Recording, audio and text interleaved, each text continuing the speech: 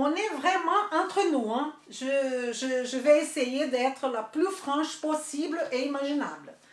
Donc, on est là en train de monter un cours basique de carte mentale.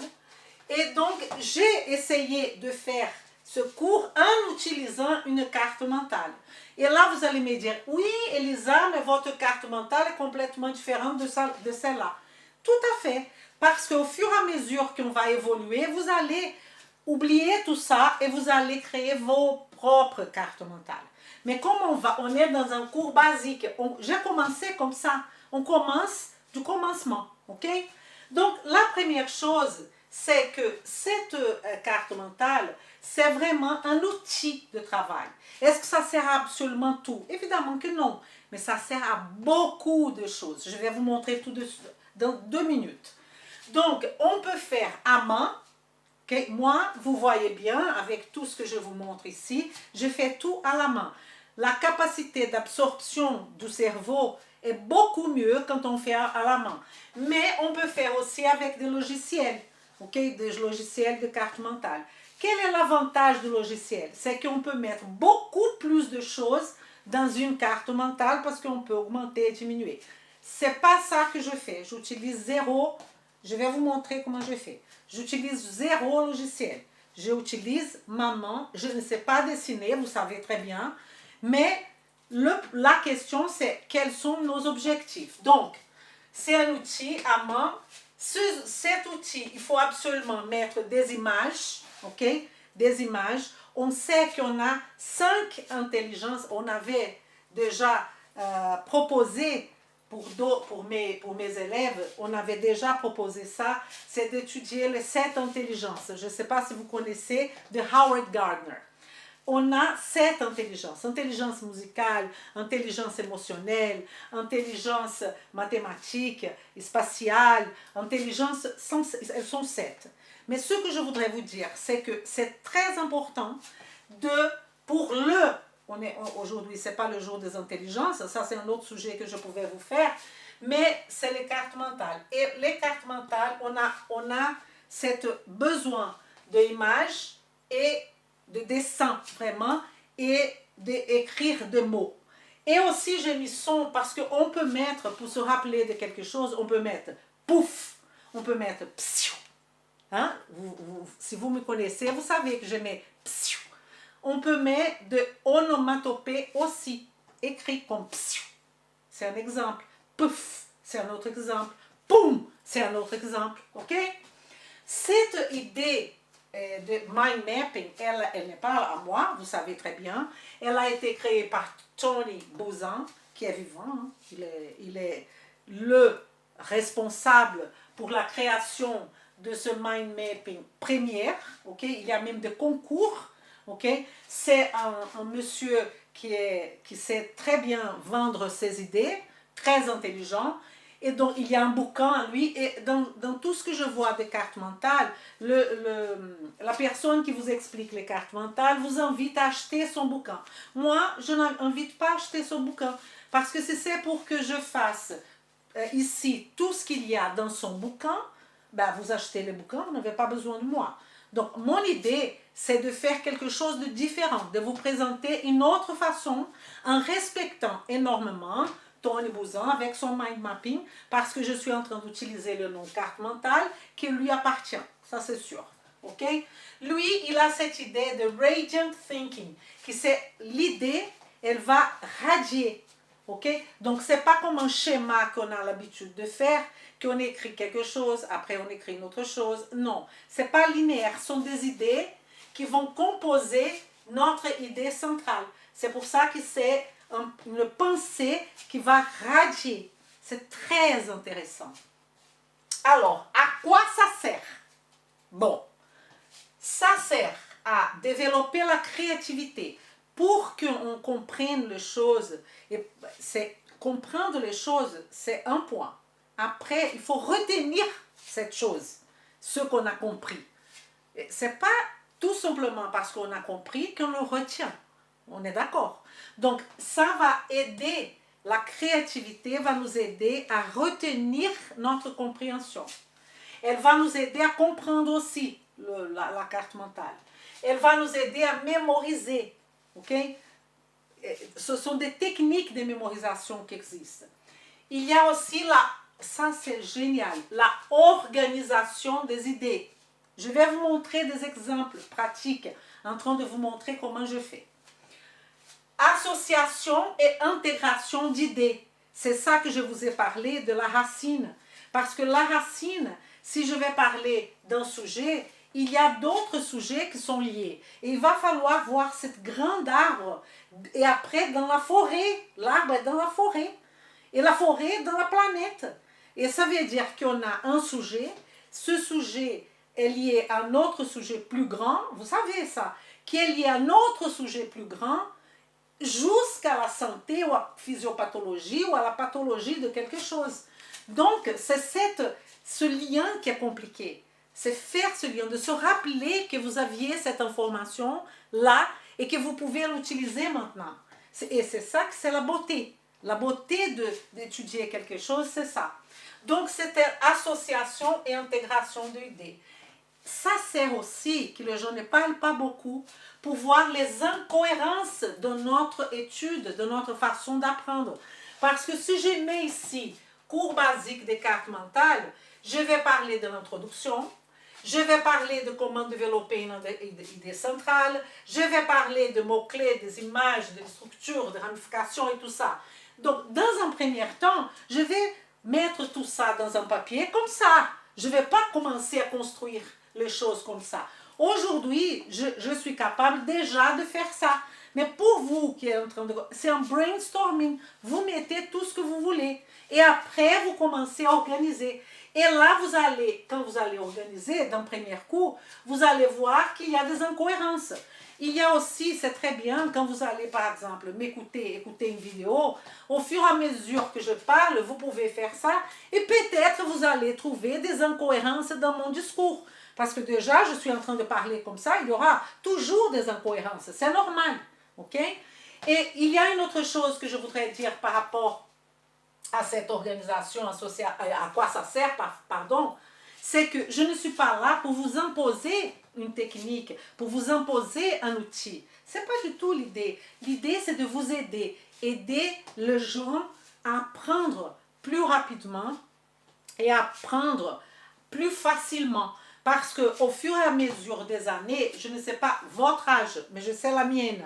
Et je sais qu'au fur et à mesure des années, l'intégration devient plus difficile. Ça, c'est quelque chose qui va beaucoup aider les femmes qui sont déjà ménopausées, qui vont avoir un peu de problèmes de mémorisation, okay? La personne âgée, qui se sent âgée, parce qu'âgée, c'est un peu dans la tête, on est d'accord? Donc, ça, c'est une façon très bien, croyez-moi, de faire les choses. Donc, à quoi ça sert? Créativité, mémorisation, organisation des idées, association, intégration et trouver des incohérences. Pour l'instant, je n'ai rien montré, hein? Ça c'est sûr. Alors, est-ce que ça fonctionne? Ça, c'est une excellente question. Ah mon Dieu, tout dans la vie passe par des entraînements, par des efforts. Donc, déjà, on va faire la distinction entre je fais quelque chose et je veux quelque chose. Exemple. Je vais donner un exemple hors ce contexte-là. Je veux être riche. Super. Mais qu'est-ce que je fais pour devenir riche? Est-ce que j'économise? Est-ce que j'ai un projet? Est-ce que j'ai des objectifs clairs dans ma tête? Est-ce que je sais où est mon chemin? Donc, ça, c'est déjà la planification. Et tout le matin, qu'est-ce que je fais pour arriver à mon objectif? Et être riche, ça ne veut rien dire. Qu'est-ce que c'est effectivement pour vous, pour moi, être riche? Être riche, c'est 2 points. Avoir, je ne sais pas, 100 000 euros dans mon compte bancaire, c'est acheter 4 appartements chacun de ce prix-là. Donc, la question, c'est qu'on veut beaucoup et on ne fait pas grand-chose. Donc, si vous voulez que ça fonctionne, il va falloir faire des exercices. Je vais vous dire qu'est-ce qu'il faut faire. Mais si vous ne le faites pas, Donc, c'est impossible. Par exemple, je remarque, quand je fais l'analyse de YouTube des vidéos, que la majorité, je ne dis pas que c'est vous qui êtes en train de me regarder, la majorité de gens ne regardent pas toute la vidéo. Ils regardent une partie et après, ils laissent tomber ou ils sautent beaucoup. Comment vous voulez vraiment intégrer des choses si vous êtes en train de parpiller partout? Partout. Faites votre choix. Choisissez quelqu'un que vous croyez vraiment qui peut vous aider. Peut-être c'est pas moi, je suis complètement d'accord. Mais trouvez quelqu'un que vous dites, celle-là, elle me parle. Ou celui-là, il me parle. Et c'est à partir de cette constatation que vous allez suivre cette personne. Donc vous avez quand même un ordre, quelque chose arrivé. Et ce que je constate, c'est que les gens, ils regardent un peu partout et à la fin, ils ne regardent rien du tout. Et donc, quand je vous donne un outil carte mentale, il va falloir le faire. Donc, réfléchissez avant si vous voulez effectivement essayer cette proposition. D'accord? Donc, entre je fais, je veux. Objectif clair. C'est quoi ça? Les objectifs clairs pour carte mentale. Ben, je veux améliorer ma mémorisation. Je veux améliorer ma mémorisation. Est-ce que ça, pour vous, c'est un objectif clair? Ben non. Non, pas du tout. Je veux mémoriser le tableau périodique de Mendeleïev. Ça, c'est un objectif clair. Lithium, sodium, potassium, rubídio, césio, France, berilo, magnésio, cálcio, estronço, bário e rádio. Flúor, cloro, bromo, iodo, astar. Je parle en portugais. Ça, c'est mémorisation du tableau de Mendeleïev. Alors, est-ce que vous avez fait ça comme je veux? Si je veux, il faut le faire. Donc, vous allez travailler dans ce sens-là. Mémoriser quelque chose. Ou peut-être vous voulez organiser des idées. Je vais vous expliquer ici qu'est-ce que c'est l'idée centrale. D'accord? Aujourd'hui, mon objectif, c'est de faire un cours basique de carte mentale. Vous voyez que c'est trop d'écriture. Mais pourquoi? Parce que je suis devant une vidéo et surtout que les cartes mentales, elle est faite pour la personne qui va la regarder. Vous ne faites pas une carte mentale pour votre copain, pour je ne sais pas qui. Il y a plein d'exemples de cartes mentales sur Internet. À quoi ça sert? À rien du tout. Parce que c'est votre expérience, c'est votre intelligence émotionnelle, votre intelligence synesthésique, spatiale, musicale, tout ça qui va jouer là pour que ça va plus vite. Ok? Donc, l'objectif déjà doit être clair et pratiquer. Donc là, déjà, premier point, premier exercice pour vous, pratiquer. Ça veut dire quoi? En ce moment, vous allez prendre une feuille et vous allez me dire exactement à quoi ça sert vos cartes mentales. Vous voulez faire ce carte mentale avec quel objectif clair? Par exemple, je vous donne plein d'exemples. Je veux améliorer ma consultation. Ça, ce n'est pas un objectif clair du tout. Ok? Donc, on va créer déjà un objectif extrêmement clair. Déjà avec un sujet. Par exemple, je ne sais pas, diabète. Ok?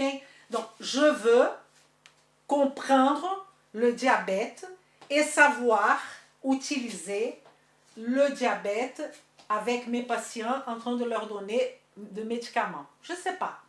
Enfin, il faut établir cet objectif clair. Je veux réussir mon examen, attention, lundi sur le sujet tel. Ah, je veux réussir le PACES. Ça, réussir le PACES, il va falloir faire tout ce branche-là pour faire un projet. C'est possible aussi. Réussir le PACES. Quand? Comment? Qu'est-ce que vous allez faire? Ok? Tout ça vont faire partie de la branche. Ok? Je sais que ça peut sonner très compliqué. C'est pas évident parce que, je ne sais pas, vous jouez du piano. Pour ceux qui jouent du piano, est-ce que vous savez que la première fois qu'on s'assoit devant un piano, c'est hyper compliqué? Pour ceux qui ont eu l'expérience, la volonté et qui ont fait, je m'assois et je m'entraîne, aujourd'hui pour eux c'est facile. Pour moi qui n'a pas continué le piano, ça devient hyper compliqué. Ben, la vie, elle est comme ça. Elle est faite du choix. OK? Donc, je vais vous demander de pratiquer cette partie. Ça veut dire, vous allez me trouver tout simplement à quoi ça sert pour vous les cartes mentales. OK? Et aussi, qu'est-ce que vous allez faire et quels sont vos objectifs clairs. On parle de cartes mentales, non? C'est ça que je vous invite à pratiquer. Et après, on va parler de l'idée centrale, de mots-clés, de tout ça. Mais maintenant, je vais arrêter cette vidéo, ok? Et je vais donner la continuité de cette vidéo gratuitement, toute la formation basique dans ma plateforme. Parce que les gens m'écrivent, je n'arrive pas à comprendre. Bon, je vais vous expliquer. Vous allez sur https://academiemarceau.podia.com. Vous allez là. Google, vous allez là. Vous allez vous inscrire. Les liens, je vais vous mettre dessous un lien direct pour cette formation. Qu'est-ce que je vais vous demander? Je vais vous demander simplement votre adresse email pour vous faire un peu de connaissance. Et je vais vous demander 0 €. Et il y en a d'autres choses que vous pouvez regarder dans la plateforme. Et pourquoi je fais ça? Parce que j'insiste que vous connaissez la plateforme. OK? Et donc, c'est une façon de vous inviter, OK? Tout simplement une invitation, que vous allez voir la continuation de ce cours basique de cartes mentales à partir de la plateforme. Est-ce que ça vous va? Est-ce que c'est bien ça? Donc, à tout de suite dans la plateforme. À bientôt. E vem comigo.